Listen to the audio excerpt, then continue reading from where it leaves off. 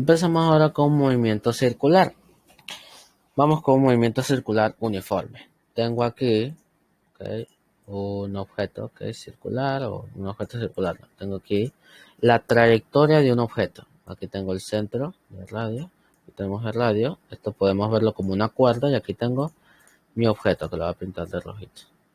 Entonces, ¿qué le sucede a mi objeto? Mi objeto, hace este movimiento. ¿Por qué? Porque yo le doy un toquecito, está amarrado con una cuerda y él empieza a girar de esta forma, completando este movimiento acá. Así que vamos a pensar, después de un intervalo de tiempo, el objeto se mueve como hasta acá, por decir algo.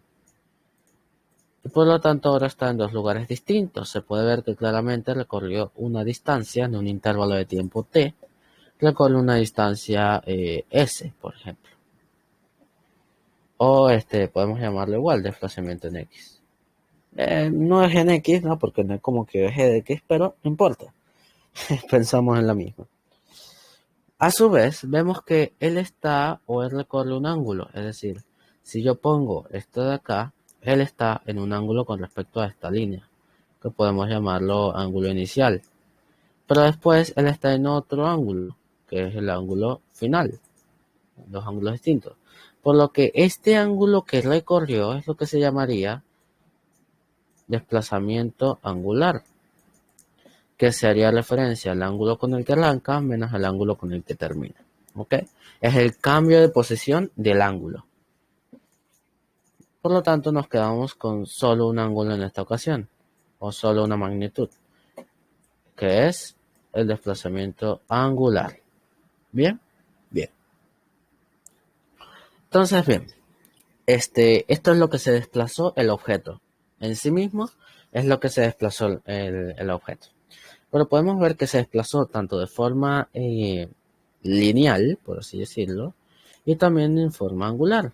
Y todo con respecto a un tiempo. Por lo tanto, se plantea también una segunda velocidad, que es la velocidad angular, que es la letra omega.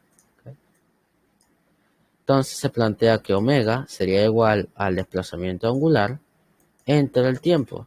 Y de igual manera la velocidad sería entonces el desplazamiento lineal entre ese intervalo de tiempo. ¿Por qué planteamos? Porque la fórmula sigue siendo igual. Porque en realidad, ¿qué es lo que se hace? Imaginemos que tengo esta línea recta y esta línea recta yo la deformo, yo la volteo. Bueno, pero en un momento creo que hay una línea para eso. Esta. ¿Ok? Imaginemos que yo tengo esta línea de acá, mejor dicho, tenemos esto de acá. Esto es lo que recorrió el objeto. Ahora imaginemos que yo agarro eso que recorrió el objeto, que bueno, sería más circular, pero no importa. ¿Y qué es lo que hago? Lo hago una línea recta. Y ahora tenemos una posición inicial y una posición final.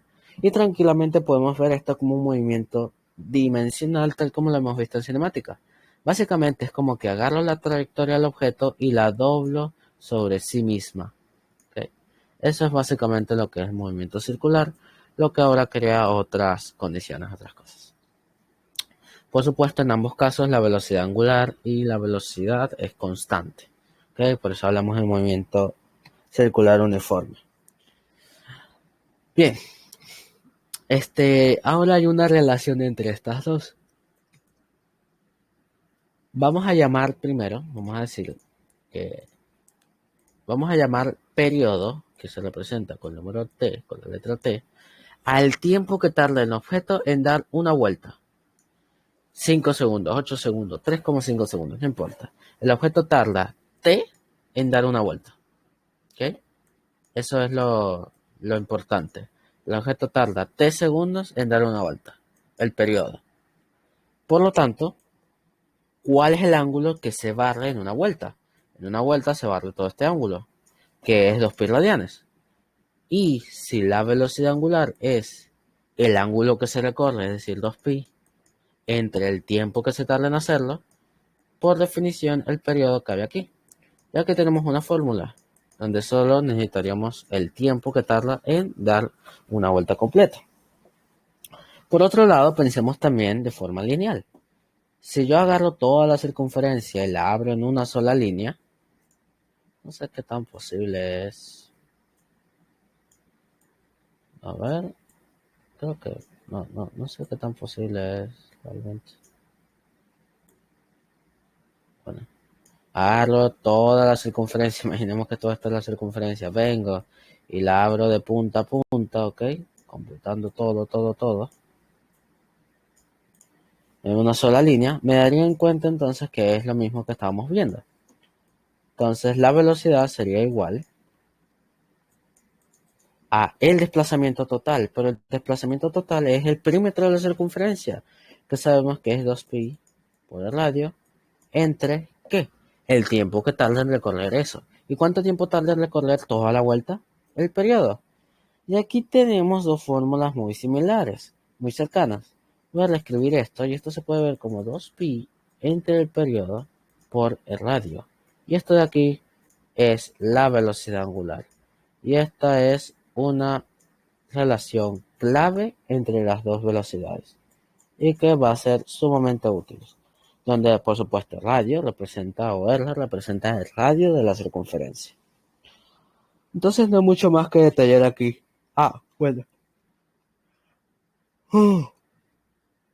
Pensamos ahora en otra magnitud que es frecuencia. La frecuencia hace referencia a cuántas vueltas das por segundo. Es decir, en un segundo, ¿cuántas vueltas das? Esto se expresa básicamente como el número de vueltas que se da entre el tiempo que se tarda, es decir, por unidad de segundo, ¿cuántas vueltas diste?